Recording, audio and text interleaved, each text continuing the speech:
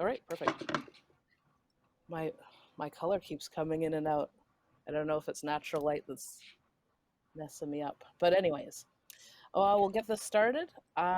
This is a discussion supporting and making space for queer and gender minorities to thrive.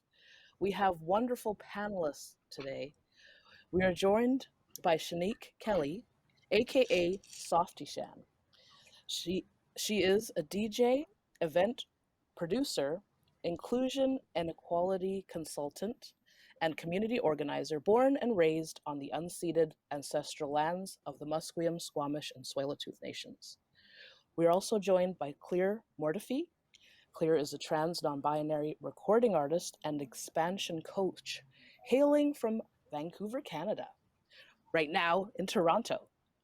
They demonstrate their creative vision through timeless offering, illuminating the intersection between in your face realness and infectious joy. And also, we're joined by Brittney Rad, who is an electronic music artist. She is also a rostered composer and engineer with the Capsule Studios. Brittney is currently a sync licensing agent with Vancouver's curated sync agency, Arrival Sound, and freelance composer and producer. Welcome to the show. Thank you all for joining us. How is everyone today? Doing great. Thanks, Very Denise. good. Good to Thank see you. you. Great, thanks, Yes, Denise. yes. Yes, this is amazing. I'm so happy to be a part of this and have you all on this discussion. We're talking about music and creating space for ourselves. This is amazing. Now, I think I'll go in a round table, and if you all can see each other in the chat, I'll start with Brittney to answer this first question, and then Brittney can hand the baton over to Shanique, and then Shanique can pass it over to Clear. This question Okay. is, what are you currently doing to support the community that you work in? Thanks. Yeah. So right now, well, COVID is a little bit shaky with things, but with some of the programs that I've been working on. But I was a co-facilitator for Producers Lounge, which is a peer-to-peer mentorship and which amplifies LGBTQ plus and BIPOC youth in engineering and studio production. So we ran this in 2019, and we're lucky enough to go to several large recording studios across Vancouver. And then in 2020, when things got a little wild, we did it online for a full intensive weekend, which was really great. It was open to everybody, and we got to have lots of guests from all over the world. Talking to people in a way that they had confidentiality to ask the questions that they wanted to ask, because these spaces are not the most inclusive spaces for us. And right now I work for Arrival Sounds, as you said, which is a curated sync licensing agency. And we hope to be the first catalog of music in Canada, licensing and representing the work of LGBTQ plus and BIPOC people in film, TV, and advertising. So making sure that BC artists, especially emerging artists, are getting their voices heard and celebrated in film and TV. So that's what I'm up to right now. My turn? Oh, yes. Mm-hmm. Cool. Great. Can you repeat the question? What am I getting at? What am I doing? Will you repeat it? Yes. The question is, what are you currently doing that supports the community in that you work in? Thank you, Denise. So I'm currently working on, I'm producing so Level Up is a QT BIPOC centered dance party, and I'm currently working on organizing an outdoor QT BIPOC only space party in the park for weekend. So that's super exciting. I think that, as Brittney sort of touched on, COVID's really limited a lot of our abilities as organizers to create space for folks in our communities, or has just like forced us to get creative with it in other ways, doing online things. But as COVID restrictions start to ease up, I'm super looking forward to being able to gather with community in person safely in outdoor spaces as people continue to get vaccinated. So I'm really stoked about that. That's coming up pretty soon. A really great lineup of queer and trans performers and DJs. So I'm working on that right now.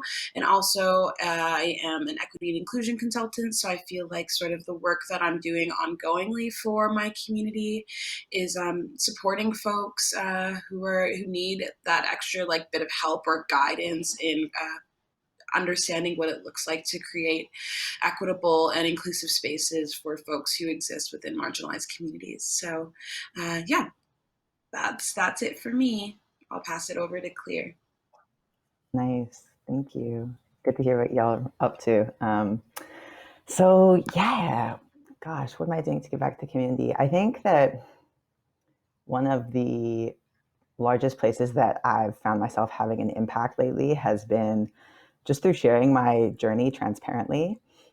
I started my medical transition about 10 months ago. I started taking tea. So just sharing what that journey was like, microdosing, and now getting top surgery, and just sharing my joy in being who I am is such a big part of what I do as an artist, and sharing what it looks like to be a queer transmasculine person through my songs and the visual storytelling. Got a chance to release a music video for my song Man Like That this winter, which, portrayed two masculine people like falling madly in love to my music, and getting to, see that vision come to life. Like partly that video was a vision board for me, but I realized also through the responses of the community that it was something that was affirming for so many people to get to see. So it's a joy to get to create art in that way. And I also, hold spaces for community members to tap in with themselves deeper. So I host something called Trans Spiritual Tune-ins, where we raise money for different trans organizations and get a chance to meditate together and talk about our gender journeys. And, some people are just questioning their genders and looking at what it might mean for them to open up to more of themselves in different ways. And some people are, on the HRT, hormone replacement therapy. And so it's beautiful to have a spectrum of different experiences come and really tune in together. And I also do empowerment coaching and mindset coaching, specifically for singers and up-and-coming artists to get out of their own way and own their voice and own their truth and share that gift with their communities. So these are just some of the things that I do that fill my cup and give me a chance to connect deeply with the community. Oh, this is so wonderful to hear that everyone has their hand in different areas. And yes, thank you so much for sharing. I know COVID-19 and the pandemic and, all the lockdowns have changed a lot of things right now for folks, especially the LGBTQ plus 2AI, all of the letters. Yes, they've changed things and it's difficult to curate. Now, would you all like to speak about some of the the barriers and some of the boundaries that have arisen since it's a little bit it's a new normal and we're trying to navigate through this while you're navigating through all of this pandemic stuff. Have there been any difficulties you've come across? And I'll start with Brittney first. Oh yeah, so many difficult things.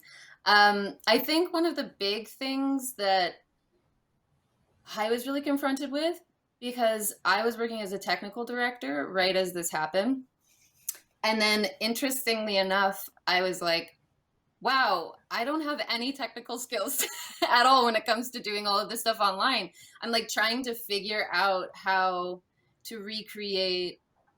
Even thinking about Producers Lounge last year, it was like, wow, we're trying to figure out ways of making this impactful, but with the technical challenge of trying to connect online, especially in early COVID. You guys probably remember this, that like, yeah, it was very difficult to just kind of mad scramble and figure out what to do. But yeah, I'm not sure if we really figured it out in the best way, but I think we did stuff though. Like, you know, I went to lots of workshops. I did lots of online dance parties. But yeah, it was a challenge for trying to figure out what the trajectory was, and especially not knowing how long it was going to last too. Oh yes, Shanique. A similar question. Have you come across any boundaries, or have you changed anything to help yourself curate during the pandemic? Yeah, definitely lots of boundaries. I think one big, okay, yeah, one definitely being I really miss having sound techs, like doing or like in-person sound techs, like doing digital events or like DJing from home and having to figure out the tech on my own. I'm like, yes, how? Exactly. Especially because like this equipment and like technology, like the programs that I use for DJ weren't really meant to work on Zoom. Like they weren't, this is not what they were meant for. So I definitely struggle, and it makes me, I always have been very appreciative of sound techs, but it makes me really miss having someone on site to like help me troubleshoot, as opposed to like having someone on the other side of the computer who's like, have you tried this? And I'm like, I don't know, I think so. So I definitely miss that. Another thing that's a struggle for, I did do last summer an in-person event, and I think something that's super, like, as we kind of reopen, which is important to sort of think about, is like with like a lot of events sort of get by being at capacity. Like that's the only way that like we're able to like kind of like pay artists or like succeed financially or pay ourselves. So having to do events where the capacity is like 50 people, and you're paying like a lot more money into like, you know, making sure you have like masks and hand sanitizers and like barriers, barriers that keep people safe from like COVID. So I think that just definitely, yeah, the added like financial costs that sort of COVID have brought, just like the strain of being like, okay, I have to try to be able to pay everyone.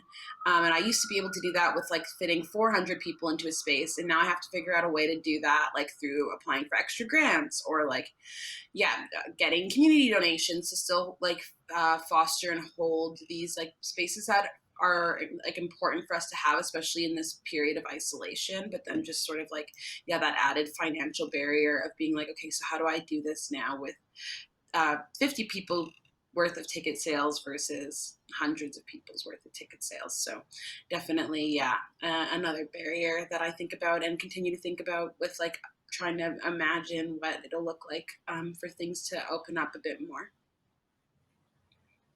Yeah, I hear that. I think for me as an artist, you know, there haven't been shows, right? So that's my office in many ways. It used to be like the stage.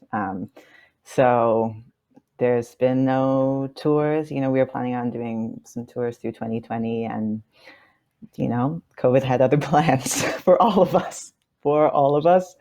But honestly, for me, I think it's partly been a blessing in disguise. This imperative to pivot and allow my other gifts to shine. And I find that through getting to be more intimately one-on-one with community members now, there's a different level of fulfillment for me. And of course, it's still on Zoom, so it's not as close as if we got to be in person. But I do work with people, you know, from different parts of the continent and the world at this point. So a lot of us, we would be on Zoom anyways. So I think for me, getting this imperative to cultivate my other skills of coaching people and diving deeper with people is really feeding my soul. And it actually feels like something that was meant to happen for me. And also now my voice is changing so much that at this point in my second puberty, my voice is quite volatile. So yes, I can be in a studio and record still, but when I'm actually singing live, Like I'm at a point where my voice can crack at any moment, especially in, the higher notes or in my middle range. So it's not really a great time for me to be touring or performing live much anyways. So it's almost like this little cocoon, this moment in history where I get to really enjoy and process my transition, and see what other gifts I have to offer and bring those out so I can be of service in other ways that I wasn't giving as much time and energy to. So it's been a little bit of both for me. Oh, that's so beautiful that you shared that. Wow. I'm also thinking about the pay divide and the pay gap for LGBT artists and as well our counterparts. Now, have you noticed, or in safer spaces, we sometimes just um, we'll be into going for a gig that's easier and we feel safer at, and the pay might be less. How do you all feel about knowing that having the idea in your brain that it's safer where you are, you're being paid less, but if you had another gig and say on a bigger scale and they want to pay you more, but there's more harm that could come from it. Like what are your thoughts on those kind of events? When, like, I guess I'm thinking about pre-pandemic days. Brittney, I'll start with you. Yeah, thanks. And also, y'all can jump in at any point too with anything that I bring up. Feel free to comment. But I thought about this quite a lot over the pandemic, because I was experiencing right before COVID a really intense burnout. At that time, I was working in production as a production manager for Live Nation, and I just experienced this like pretty vast burnout, and I almost was like, thankfully COVID happened. I felt like I slept for the first time in a really long time. And I also realized how much fighting and pushing back I had to do all the time at work. And so now maybe before it was a little bit less, I was less conscious of it, but I feel like now there is nothing that can make me go back to feeling like I want to do something in a space where I'm not comfortable. So the money is what kept me in that burnout space for a long time. But I really suffered from it. So, I think my answer to that question is that's one of the great things that came out of that for me, which is when you stop the grind from happening, the only way I can describe it is when you stop people from being in the grind and being in the cog, and you get a chance to sleep and rest and take care of your health and take care of yourself, suddenly you start realizing like you've broken the spell and there's nothing you can go back to after that. There's no way you could go back to that. I mean, that's me, but yes. So I would be happy to take a less pay and keep my happiness and my health.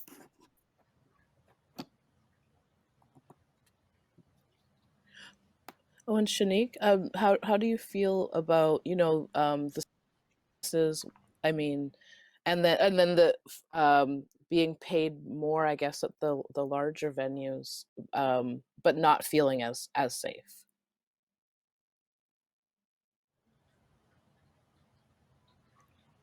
Oh, I think you might be muted. Let me check.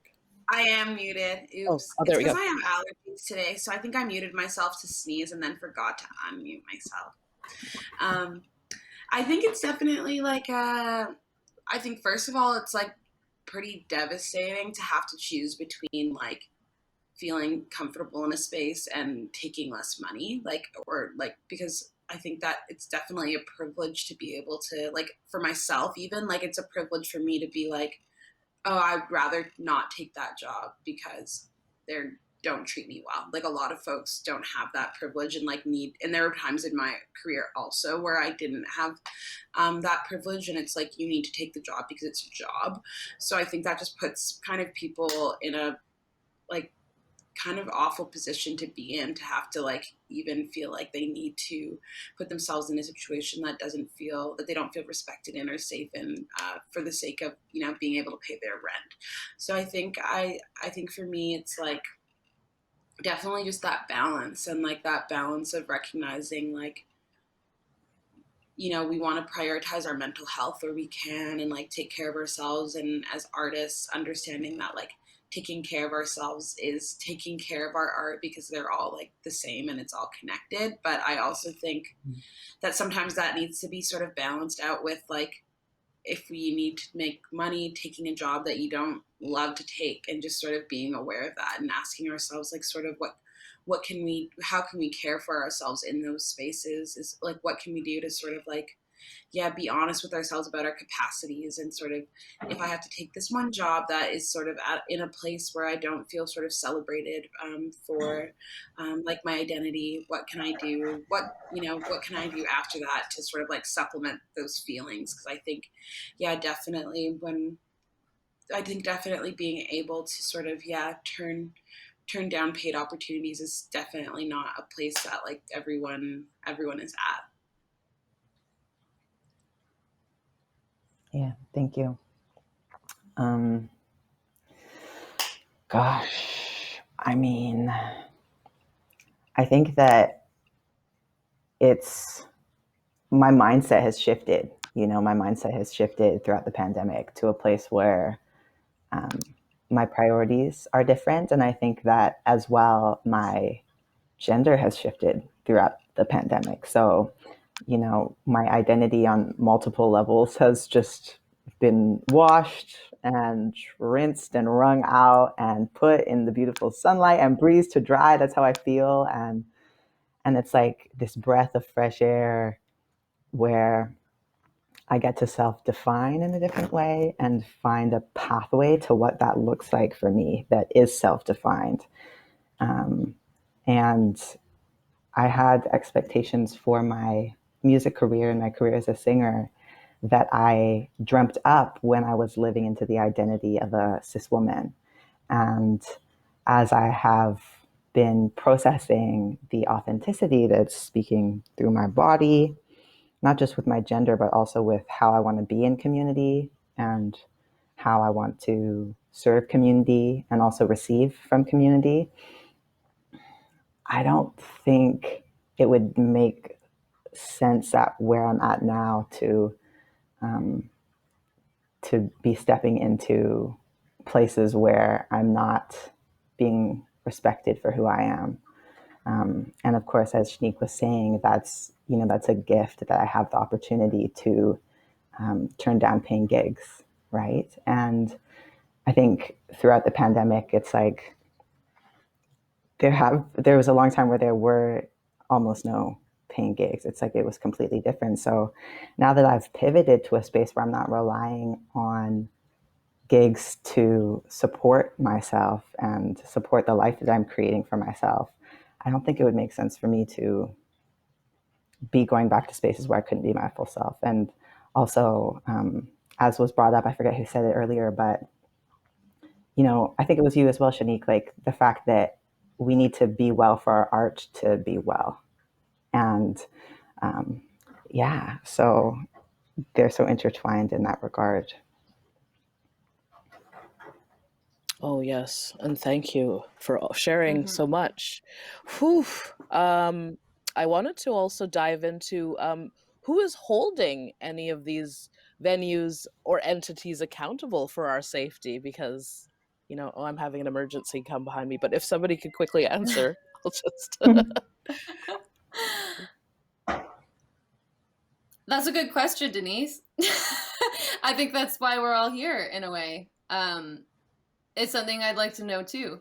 And I don't know if we have an answer to that. I think we as people are starting to hold ourselves accountable. And that's a great place to start. But I've witnessed it at a higher level, and I think a lot of the way the industry operates is so much gig culture, or gig economy, even in production. I could be working for Live Nation technically, but I'm actually a subcontractor. And so I'm not unionized and I'm not covered by some of the same the safety net that, like, you know, the film industry can have sometimes, where like if something is happening, at least you have someone to go to and a support network, and it's not completely on you to keep yourself safe. And yeah, I'm not sure who should be held accountable, or who should be holding these people accountable, or these companies. But yeah, I don't know. It's a good question. Yeah, I think that What do y'all as think? I think as marginalized people, we're kind of used to having to advocate for ourselves because nobody else really will. But I ideally would like to see that shift, because it only really makes sense that people with more power and privilege would be using that power and privilege to advocate for folks who have less power and privilege. So yeah, I don't know. I feel like I'm kind of tired of holding people accountable. And I feel like that's like energy that I could be spending doing like wonderful, creative, exciting projects that serve my community. And that instead, a lot of that energy instead goes into talking about racism, talking about sexism, talking about homophobia. And I think it sort of does a disservice to a lot of like artists who exist within marginalized communities, that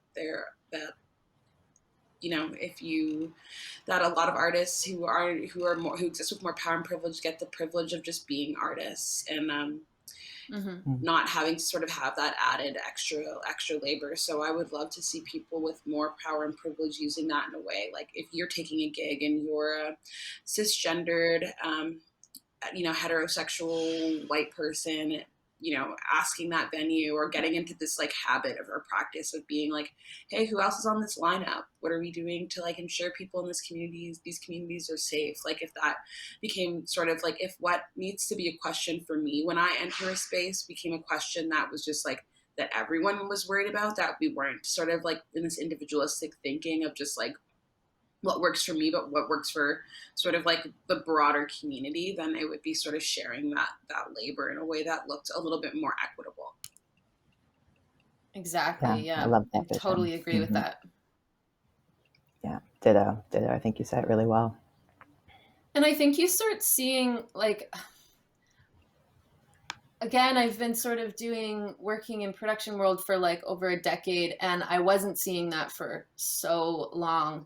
And I'm starting to see it I was starting to see it a little bit more, where like, you know, venues can operate in whatever way that they want to. They have their default that they operate in, and artists would come in, and the tour managers, and they would reassign washrooms. They would like, you know, make sure that the crew is diverse and like make it something that has to happen.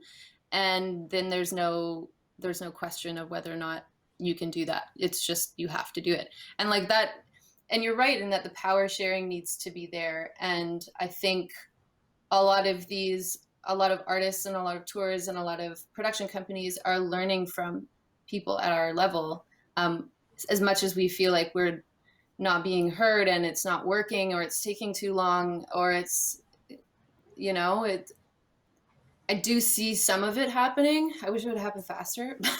And maybe COVID can act as sort of like an accelerator for some of these things. The other great opportunity we're seeing now is that like things have closed for a while, and now we're having these discussions where we can go back into it and maybe just jump a little bit further ahead. You know what I'm saying? Like have a fresh start. I hope to see that. Yeah. It's re-upped. Oh, yeah. Claire, did you have a couple of comments on that last topic about how we can hold venues accountable? I heard you say ditto, but I'm sure you have some more comments. Yeah, I think y'all are sharing some really good points, and I think you're right, Brittney, that it's like we have a chance for a fresh start when we do get back and seeing each other in person again. And I think that there's been such a, more of a broader conversation about how different our lives are depending on how our identities are privileged or not. And so there's a greater mindfulness and a larger cultural conversation, which is so long overdue. And it's happening in a way that I don't think we've seen before. So hopefully we can take that energy and that mindfulness and that compassion ultimately and apply it to the spaces that we're going to be re-entering and to transform them. Like this is such a powerful chance, I think, for us to do that. And I think that you're right, Shanique, that folks who have more power and privilege needs to be speaking up for the other community members. It needs to be just commonplace that we're doing that for each other. And that also goes for organizations such as the one we're speaking on right now, Music BC. And this goes for every other organization in this province and every other grant funding body in this country. They're not too big for critique. And I do see that there are a lot of ways that things are changing. But, we got to remember that y'all have a lot of power as well. We're down here. We're just here trying to create, right? Just trying to exist and create. That's true. So true. I also wanted to touch on, harm reduction, because in a lot of the gigs that we're working at, they're, late night, in the party scene. So why do you think harm reduction is only emphasized at the grassroots level? And, you do see posters in some of those, the Live Nation washrooms where they're talking about if you're using drugs, but it's just a poster. It's not it's not it's not included in the event description where you can actually, have hands-on information about a buddy system or who to reach out to if you do need help in those situations. Now, Brittney, you touched on this a little bit. Let's get a little deeper into the harm reduction and how it can be emphasized better. Right. So again, I think I see it from a few different perspectives. I think we've seen a few promoters who come and emphasize these sorts of programs, especially in electronic music shows where we know it's just part of, we know people are using, and that's fine. And having people come in and sort of be in the crowd and watching things, I think is really positive.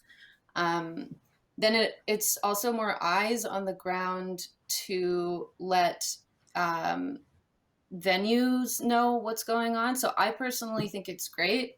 I do know that venues, because I've worked in venues for many years, have challenges with the insurance of their own security teams. Not because oftentimes there's, especially with large venues, and we're talking up to a stadium level, you've got security companies who are running things on the floor, and they have their sort of own insurance of the ability to be in contact with bodies that are on the floor in any way, shape, or form. So it's challenging for them. And so they want to have full control because there's so much liability there. That there are lots of places where even within those companies, those security companies that are there to keep us safe could develop.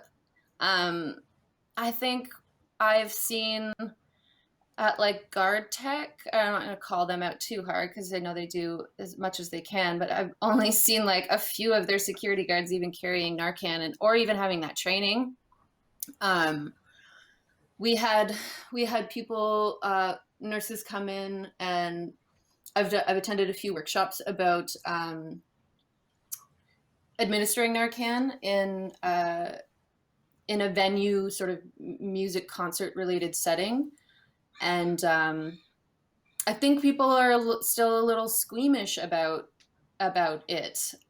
And there's all of this weird talk about administering Narcan as being, again, another liability. Could I ask what Narcan is? In the health, it's an opioid blocker. So if you're if you're experiencing an overdose, you could administer Narcan, and it helps with that process. You might have to do it a couple of times, but it's kind of the only thing that you can do really quickly to help with an overdose with opioids. Anyway, so I'm sort of rambling here, but I feel like there's still a little bit of apprehension under the guise of liability, and we need to rethink that. I think there are a lot of people who are advocating for that and want to see it happen, but it could be really helpful if that could become a health order. If we could just remove some of the bureaucracy of like liability. We now, again, with COVID, know that bureaucracy can be skirted very quickly. And we don't necessarily need to wait another decade for this to happen. But yeah, I think that giving the okay would be great, so that people can feel like they're not going to lose the shirt off their back if something happens. When we're really seeing that only good comes from it, right? So that's my take on it. Completely. Yes. And Shanique, how are you feeling about not seeing so much information at the larger venue, venues about harm reduction and like how they're taking care of folks? And then at the grassroots level, it's so out there and everywhere, so everybody knows to have a buddy system, or make sure you're with somebody when you're partaking in illicit drugs, if you are going to do that, because it does happen at night, in the nightlife. Let us know what your take is on that. I think it just sort of reinforces to me how individualistic, like a lot of, I don't know, that's a big generalization, but I just feel like, there's, similarly, like this idea, I don't know, I just feel like this idea of community care isn't sort of like the forefront of being like, I don't know, a lot of the venues that I exist within or connected with or work with, sort of community care is like the forefront. It's like the ethos of these spaces, like, because that is what spaces mean when you are someone who exists within a marginalized community. Like when you're a queer person, like these are your communities, and so we have to take care of each other in our communities. Like I don't know, like, yes, capitalism exists, and we need to we exist within a capitalist system. It's like we need to make money to pay our bills, to pay ourselves. But I think it's really detached us from this idea of community care. And it's like, if people are coming to your venue and overdosing and dying, like the fentanyl crisis is like, the opioid crisis is massive, and people are dying like regularly. And it's like, I feel like there's just this disconnect between understanding like this thing that's happening here and what role we play in it. And that way that these like stigmas that we have around like drug use and harm reduction and like our fear, our discomfort around us actually results in people losing their lives. So I think that it's just sort of like, what Brittney was saying about like the bureaucracy around it, or like the rules. It's just like, I think that we're really disconnected from like the reality that these are like real human people, and we exist in community with each other, and that like the nightlife scene is empty without humans, and like devote of like care and joy and love without caring for one another. So I think for me it seems like a weird like no-brainer. Like I'm just like, we need to take care each other to keep doing what we're doing, and we're not doing that if we're not prioritizing all venue goers and there are event goers who are drug users, and that is like, how do we, instead of just pretending that that's not a thing, actually like create spaces that center the experiences of everyone who exists within marginalized communities, not just people who were not fearful were overdose. Like, I think that, yeah, we're just really, yeah, unfortunately, there's I think a big gap that exists between, just this notion of it being our responsibility to care for one another and to be tapped into like the reality that we can't exist without one another in community. Great points. Now, Claire, how are you feeling on this topic? Have you witnessed any of the grassroots level to the to the bigger venues, as we've been using in air quotes, taking care of community with the harm reduction? Tell us what your take is. Yeah, thank you for the question. I think for me it's a bit different, being someone who isn't as much an event organizer, especially in like pre-COVID times.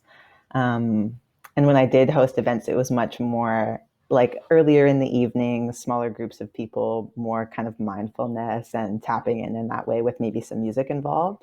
So I think it's quite a different scene than, what you both are speaking about, in terms of the risks that exist and present themselves in the space. But that being said, it's good for me even to consider, how can I be a part of improving those spaces even more? And, what would I like to see when I am invited to play larger shows, or if I'm singing at an actual nightclub rather than a lounge? What would I like to see in this space in place so that I can make sure that I'm safe, the people who are coming in after me in a similar position are safe, and the other people in the audience are safe? I keep picturing like just a space where we can go and sit down and it's quiet, and there are people who can walk us through if we're dealing with something traumatic, whether that looks like sexual assault, or whether that looks like overdosing or having a bad trip, or there's so many things that can happen in these spaces. Ultimately, there are. So yeah, and of course there are extra costs that come with that training, bringing people in who really know how to facilitate those types of spaces and make sure that they're safe for the most marginalized people who are going to be coming through them, and therefore everybody else as well. So I get that that's quite a mindset shift for nightlife culture, and wouldn't it be beautiful for us to dream that up and make it a reality? Yeah, it would be. Yes. Great points. Great points. I do want to shift a little bit over to thinking about your experiences and being supported with the grant writing process and the other, like the bigger grant bodies that are around the country, the government bodies. Have you felt supported in putting together your grants, or have you had worked with teams on some of the ideas you've proposed? And I'll start with Brittney on this one. I'm starting again. Yeah, I talk about this a lot. Because grant writing is a pretty real deal. It's a lot of work. It's a lottery system. It's difficult to make plans around receiving a grant. I think over COVID, I applied for about 10 to 15 grants. I received one, which I'm like very grateful and happy about. But yeah, I do believe that I like maybe part of that is that I did need assistance, and it was difficult for me to understand some of the stuff in it. And that's totally set aside from the fact that a lot of these are asking people who are applying to apply as though they're a business. which is like in direct conflict with what you're trying to do. This is like supposed to be based off our artistic integrity, or an idea that we'd like to see supported and has value.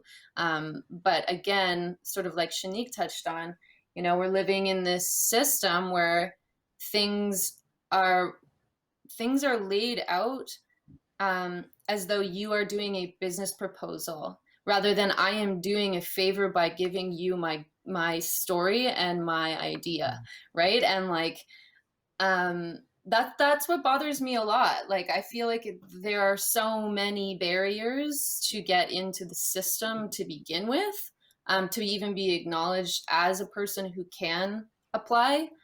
So I'd like to see some of those barriers removed. I mean, it's nice to see opportunities pop up for emerging artists, where you don't have to prove that you have a long history making music, producing music, being on a record label, having so many likes, streams, plays, et cetera, et cetera, et cetera, a website even. It's like not fair. It's like, this is also all assuming that we all have a computer, and that we all have access to these things, which we know not all of us do, right? And yeah, I definitely see that there are barriers there, and I don't think it's just about receiving help to understand the application. It's like the application needs to be rethought. That's my opinion on it. I hear that for sure.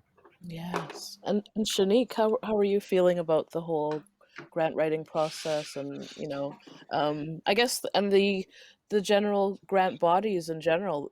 Do you think they're doing a good job at helping the community, the LGBTQ I plus think that some are definitely doing a better job than others. I feel like, Agreed. it's funny when there's like topics like these come up, and you're like, I'm so used to having like negative stories like about like times where people haven't been like supportive or helpful, but I'm like, I actually have had really supportive grant writing processes and ones that aren't.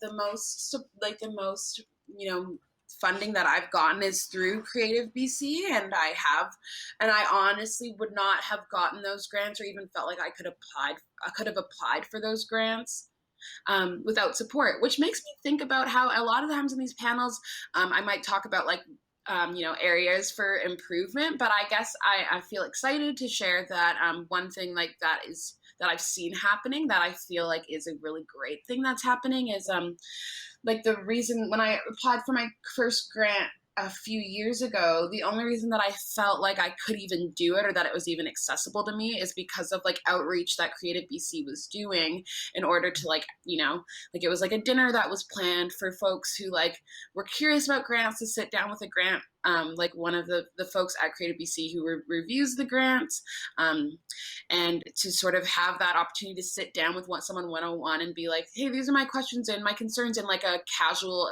setting and environment with like people in your community all there. And then this person sort of like doing that outreach work of like entering these community spaces and just being like, hey, what questions can I answer? And I just think that's such a great model in terms of making grant writing, or like the fear around grants, and like that there's so many barriers to grant writing. Even just like if you think about like the fact that not everyone feels like they're a skilled writer, like that, you know what I mean? So I think, yeah, and a thing that I like and I'm excited about, I hope that more grant writing sort of like funding bodies will do that outreach work more. And I just like, shout out to Caitlin from Creative BC, who just was so in my first grant writing process, was just so made herself so available to answer questions and offer support. And I can see that some people are definitely, or that there is work that is being done, and I hope that more people who are in charge of those things will do that sort of outreach work, because I think it's so important. Like when we talk about wanting to see more diversity in the people who are getting grants, it's important to think about, okay, like, so why aren't people in these communities applying for grants? And like, what do we do to make that more accessible to them? How can we like actually meet with them one-on-one to talk about like what grant writing looks like, and to make ourselves available for those questions, because it can be really, really intimidating. So I've definitely had, grants like similar to what Brittney was talking about, where you apply and you're like, I don't know what I just did. I guess I'm not getting that. Good thing I just spent 8 hours doing that. And then grants, I've also had positive grant experiences where I'm like, it's so nice to be able to like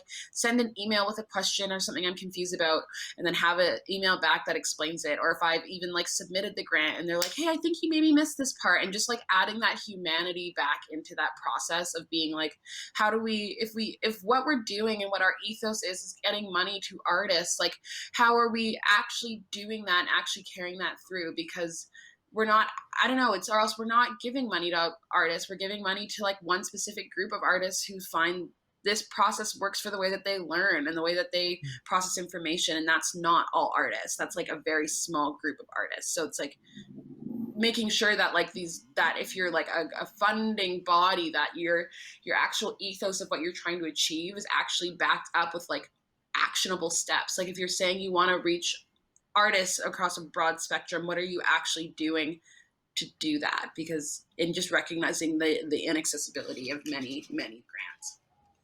That was a kind of long rant. Yes, no, that's good. I agreed Thank you. with every bit of that. So many good points. A lot of good things. And Claire, how have you? How's your experience been with grant writing and putting together grants? And Yeah, it's been. I mean, I've been very blessed to have had two different managers over my career apply for Factor grants for me. So I've received 2 album grants from Factor, which have completely shifted my career. I usually rest my head in Los Angeles. That's where I live, even though I'm in Canada at the moment. But I'm from Vancouver, BC originally.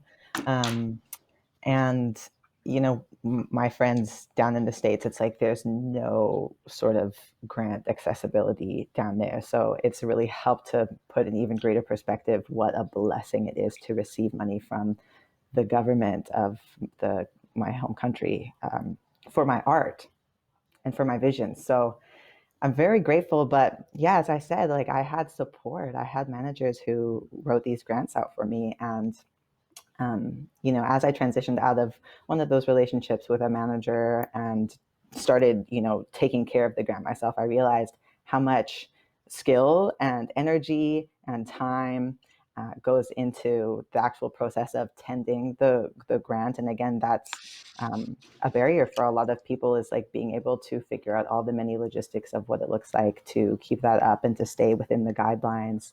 And yeah, it's been quite a journey. Like it was not easy for me, myself, speaking for myself, but nevertheless, like we made it work, and I'm extremely grateful for the money. It's been a huge support. And within that Factor grant, we did apply for other smaller grants. I think I applied for one other grant one time, but it hasn't been a big part of my journey actually writing my own grants. And at this point, because I'm no longer a resident in Canada, I am not. I'm not eligible for the grants. okay. I also wanted to make sure we touch on the live music activation spots. We had a discussion about this in our pre-call, and I really wanted to see all of your hot takes on how the city could do better with live spaces. Sorry, Claire, I know you mentioned you're out of province, so I might just Yes. shoot this question to Yeah. Brittney and Shanique.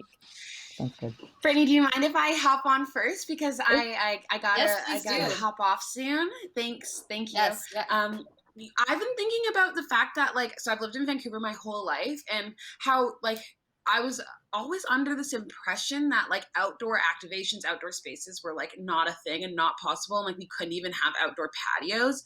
And the way that COVID has shifted to the fact that now all of a sudden everyone's allowed to have patios, which I love, just makes me think, I wonder if there's more wiggle room than is actually suggested in terms of the use of outdoor spaces. I think it's so nice to be able to have there's already such a scarcity of even indoor venues that are accessible, and I think wherever we can sort of like curb that, to make it more accessible, even like to the idea that a lot of venues aren't all ages, like the idea that outdoor spaces can be spaces that people come with their families and their like pets and their kids. I just think is so lovely, and I would love to see the activation of like public spaces more. I like dream about doing that, but I'm like the bureaucracy of like applying for like city permits and like all that stuff just makes me feel very overwhelmed. And it just seems like, I guess, kind of similar to how grants used to seem to me, the idea of activating like public city space. I'm just like, I couldn't do that. That's way too hard. So yeah, definitely a thing that I hope to see and wish to see. And I wish that I wish I even knew how to go about that. And I wish I knew where to begin. Yeah, that's my thoughts on that. And just in case I do kind of log off in a second here to hop to my work, I have a meeting. I just want to say thank you so much for having me today, and it's been a pleasure speaking with you all. And thanks, Denise, for moderating this. Yes. Such a pleasure. Thanks for all your insight, Shanique. Yeah, really good to connect. Yeah, thank you so much. I'm going to jump on just off of what Shanique said there about activating outdoor space, because that is something that I did a lot of in my early production days. And again, I love this. I love the patios everywhere, because what it really shows, and I think this is kind of going backwards a little bit, but the liquor license thing is very archaic. There's a distrust in the gathering of people in public space since the riots that happened here a few years ago. They feel that they are scared that people get together in large groups and they drink, and then we're going to burn the city down, which is kind of interesting. Because I don't think that's true, but it's also makes me want to gather more, in a sense. You know what I mean? It's like, if you don't want me to gather in that way, ask yourself why. But yeah, Shanique, there are so many opportunities there with like we said, there's so few venues to begin with. And the great thing about our public space, the public space that we live in is ours, just reminder, we can shape that to whatever size that we want to. And so it can alleviate the need to have to rely on some of these venues. And yeah, again, I'd like to see opportunities where there are outdoor spaces that don't rely on alcohol also. You know what I mean? And like have the ability to gather with families. Like, I think that is really important, but reclaiming public space is a huge topic, and it's totally shrouded in, again, bureaucracy of like, you can have a liquor license, but you can't have more than 3 a month, and you can't do this every weekend. And it's like, well, we're seeing it everywhere now. Why not? You know? Or we can do a pop-up, like we don't have enough of a patio at our restaurant right now. Can we do a pop-up patio in the park? There are other cities in Canada that are doing that stuff. So it would be nice to see the trust there again, where we can be like, okay, yeah, we can do this and we can handle it and it's fine. We'll even organize it. Just let us get to that step, you know? Mm. Great points. Great points. Yes. Yeah. Now, thank you all for joining us. Claire Mortifee and Shanique, who's gone, Shanique Kelly, Brittney, Rad. Thank you so much. I am DJ Denise, and I guess we are done. Yes. Thanks, Denise. Thank you all. Such a pleasure. Thank you for having us. Mm-hmm. Take care. Thank you. Yeah. Yeah. What do we do now? Do we leave the call or? Oh. Oh. Cool. Nice.